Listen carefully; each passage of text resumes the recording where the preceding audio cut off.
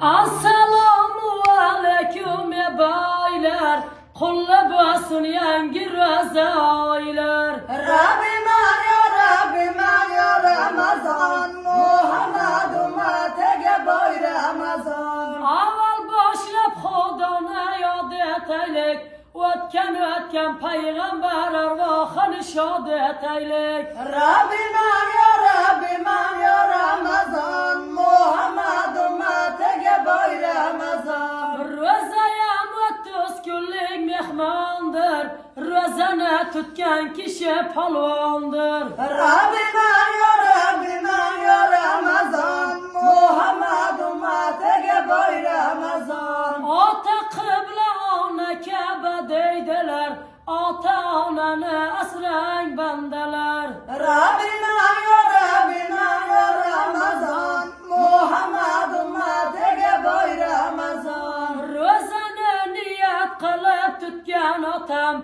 namazın vakıp yürgen belli atam.